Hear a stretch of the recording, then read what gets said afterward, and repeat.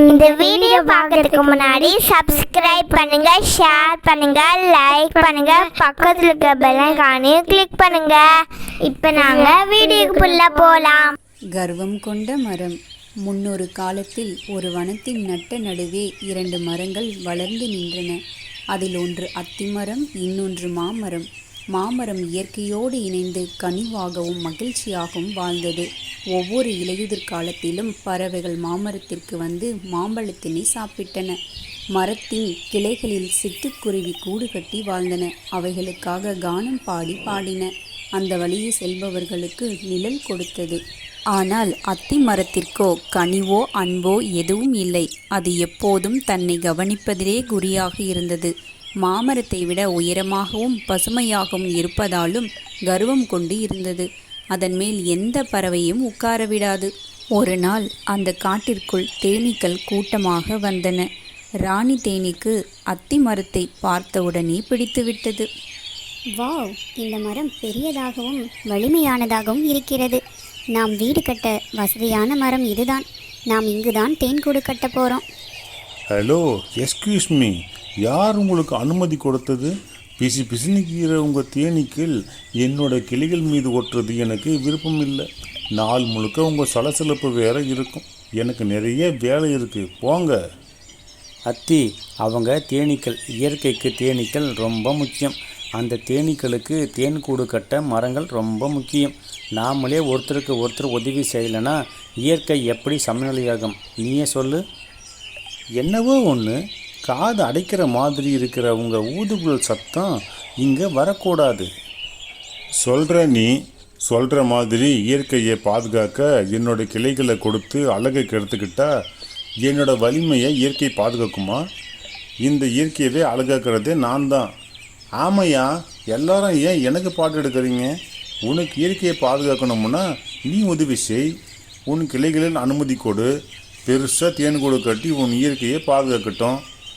இப்போ என்னை ஆளை விடுங்க, அது போதும். அத்திமரம் பேசிய வார்த்தைகளை கேட்ட மாமரம் மிகவும் வருத்தப்பட்டது. ஆனாலும் அதை வெளிக்காட்டிக் கொள்ளவில்லை. பிறகு தேனீக்களை அழைத்து தன் கிளைகளில் தேன்கூடு கட்டிக்கொள்ள அனுமதி அளித்தது. தேனீக்கள் தங்கள் தேன்கூட்டை அந்த மாமரத்தில் கட்டிக்கொண்டு சந்தோஷமாக வாழ்ந்தது. தேனீக்கள் சத்தத்தாலோ தேனீயின் பிசுபிசுப்பாலோ மாமரத்திற்கு இடையூறு இல்லை. சில வாரங்களுக்கு பிறகு அந்த காட்டிற்கு 2 மரவெட்டிகள் வந்தார்கள். அவர்களுக்கு வீடு கட்ட மரங்கள் தேவையாக இருந்தன. அவர்கள் மாமரத்தை பார்த்தது அதை வெட்ட வேண்டும் என்று முடிவெடுத்தார்கள். வீடு கட்ட அதுதான் சரியானது என்று தேர்ந்தெடுத்தார்கள். ஆனால் அதில் ஒருவர் உற்று கவனித்தார். அது என்ன தேன்கூடு போல இருக்கிறது? இந்த மரத்தை நம்ம வெட்டினால் தேனீக்கள் நம்மளை கொட்டிடும். நம்ம வேற ஏதாவது மரம் இருக்கிறதான்னு பார்ப்போம். மரவெட்டிகள் சிறிது தூரம் நடந்து அத்தி மரத்தை பார்த்தார்கள். அது உயரமாக இருந்ததனால் அவர்களுக்கு பிடித்துவிட்டது.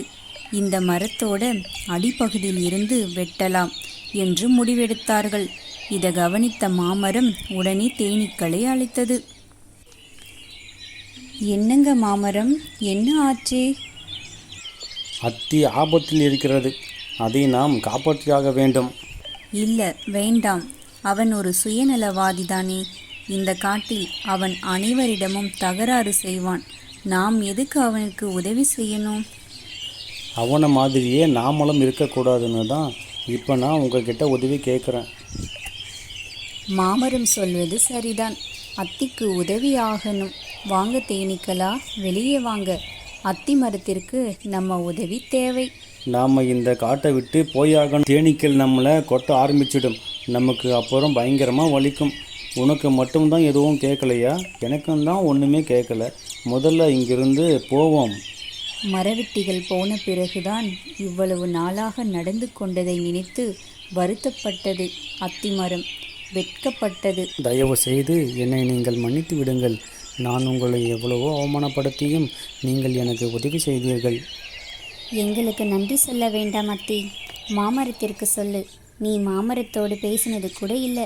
ஆனால் நீ நிறைய காயப்படுத்தியிருக்க. அதுதான் எங்களை சமாதானப்படுத்தி உனக்கு உதவி செய்ய வச்சது. அத்தி மரம் பாடத்தை கற்றுக்கொண்டது. அன்று முதல் பறவைகளையோ தேனீக்களையோ கடும் சொற்களால் பேசுவதில்லை. மாமரத்தோடு குருவிகளோடும் சேர்ந்து கானம் பாடி மகிழ்வோடு இருந்தது. அன்று முதல் மாமரமும் அத்திமரமும் நல்ல நண்பர்களாக வாழ்ந்தார்கள். வீடியோ பிடிச்சிருந்துச்சுன்னா மறக்காம லைக் பண்ணுங்க, ஷேர் பண்ணுங்க, சப்ஸ்கிரைப் பண்ணுங்க, பக்கத்துல பெல் ஐகானையும் கிளிக் பண்ணுங்க.